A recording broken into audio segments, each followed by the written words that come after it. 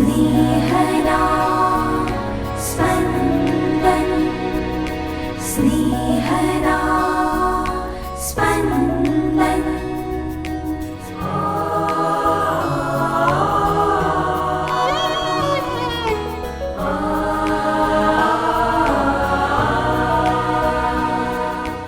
સામાન્ય કાળના 9મા અઠવાડિયાનો મંગળવાર.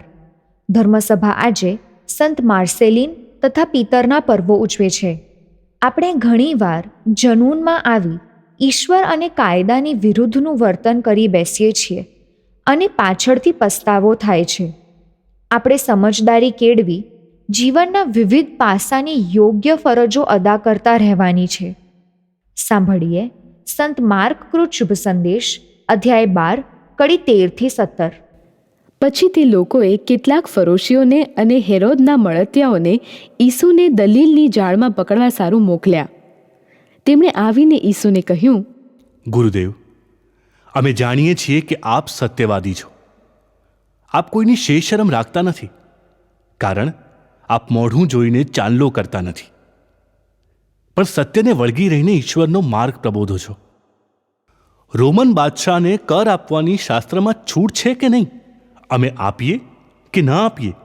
ઈસુએ તેમનો દંભ સમજી જઈને કહ્યું, તમે શું કરવા મારી પરીક્ષા કરો છો? એક સિક્કો લઈ આવો અને મને જોવા દો. તે લોકો સિક્કો લઈ આવ્યા એટલે ઈસુએ તેમને કહ્યું, આ કોની છાપ છે અને આ કોનું નામ લખેલું છે? તે લોકોએ કહ્યું, રોમન બાદશાહનું.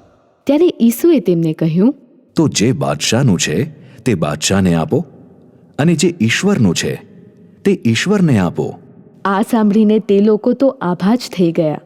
स्नेहदा स्पन्दन स्पन्दन। ઈસુનો વિરોધ કરનારા છે ફરોશીઓ, હેરોદના કુટુંબીઓ. મુખ્ય પુરોહિતો, શાસ્ત્રીઓ, આગેવાનો અને હેરોદના કુટુંબીઓને ઈસુ પાસે મોકલે છે. તેઓનો ઈરાદો શુદ્ધ નથી. તેઓ ઈસુનો કોઈક સજ્જડ ગુનો શોધવા માંગે છે. પરદેશી રોમનોને હસ્તક રાજકીય સત્તા છે. મુખ્ય પુરોહિતો, શાસ્ત્રીઓ, આગેવાનો રોમનોને પોતાના દુશ્મન માને છે. રોમનો કર ઉઘરાવે છે, જે આ આગેવાનોને ખૂંચે છે, છતાં કર તો ભરવો પડે છે. તેઓને ઈસુ પણ ખૂંચે છે. તો શા માટે આ બે દુશ્મનોને અરસપરસ ના લડાવવા? આવા અયોગ્ય હેતુસર ફરોશીઓ અને હેરોદના જ કુટુંબીઓ ઈસુને પૂછે છે. તેઓ બાઇબલમાં રોમનોને કર આપવાની છૂટ છે કે નહીં એવી પૂછપરછ કરે છે. બાઇબલ એટલે જૂનો કરાર. જૂનો કરાર લખાઈ ગયા પછી ઇસરાયેલ પર રોમન હકુમતની સ્થાપના થઈ. એટલે બાઇબલમાં તો રોમનોને કર આપવા વિશે ઉલ્લેખ હોય જ નહીં. પૂછનારા પણ ગાંડા નથી. તેમને તો ઈસુને દલીલબાજીમાં પકડવામાં જ રસ છે. ઈસુ ખરેખર હોશિયાર છે.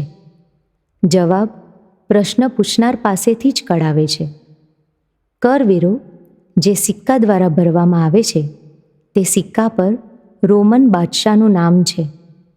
વ્યવહારુ સમજ છે કે જે વસ્તુ પર જેનું નામ એ વસ્તુ એની. સિક્કો રોમન બાદશાહને જ આપવો પડે. કોણ છે જેના પર પ્રભુનું નામ કોતરેલું છે? આપણને પ્રભુએ પોતાની પ્રતિમૂર્તિરૂપ અને પોતાને મળતા આવતા બનાવ્યા છે. એટલે આપણી જાત આપણે પ્રભુને ધરવાની છે. સ્નાન સંસ્કાર દ્વારા આપણા હૃદય પર પવિત્ર ત્રૈક્યનું નામ અંકિત કરવામાં આવ્યું છે. એટલે આપણે પ્રભુના છીએ. આપણે આપણી જાત અન્ય કોઈને આપી ના શકીએ. લગ્ન જીવનમાં પતિ પત્ની બેમાંથી એક બની જઈ પ્રભુના થઈ જાય છે. આપણે જે છીએ તે પ્રભુના છીએ. આપણી પાસે જે છે તે બીજાઓ માટે છે.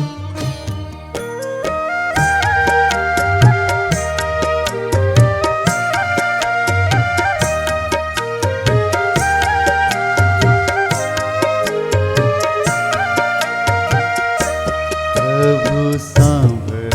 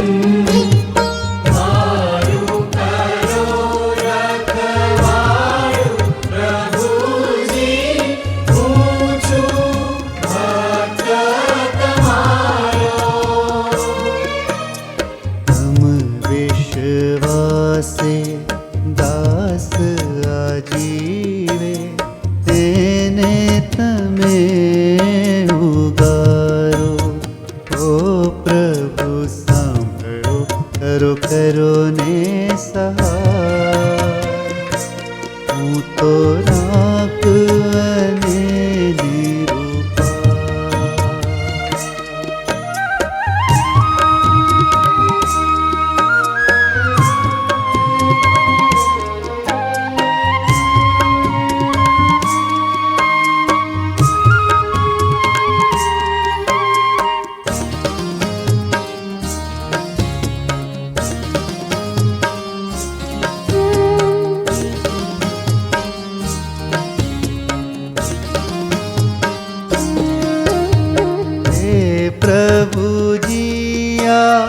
દાસનું હૈયું આનંદે ઉભરાવો,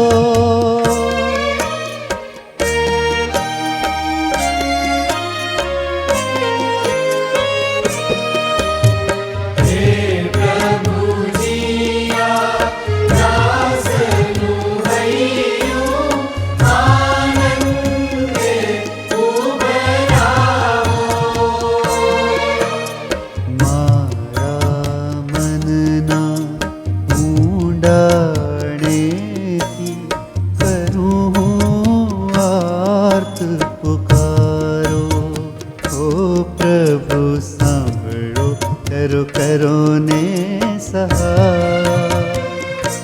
હું તો રાખ અને નિરૂપાય.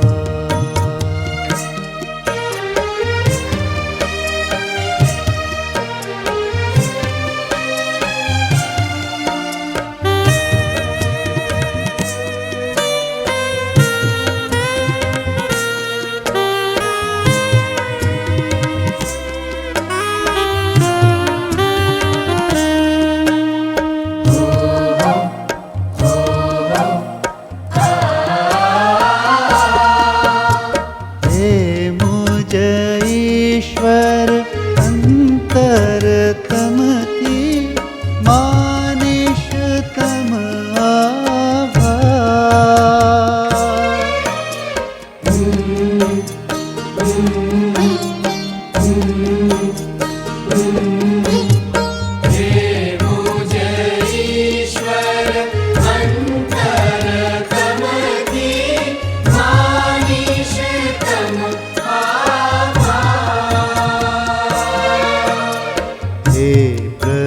स्तुति गान तमारा गाइश अनंत काल.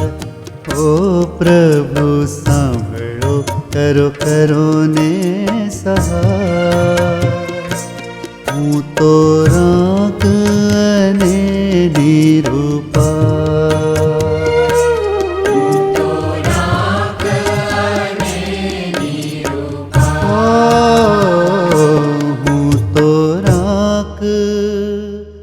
અને નિરૂપાય.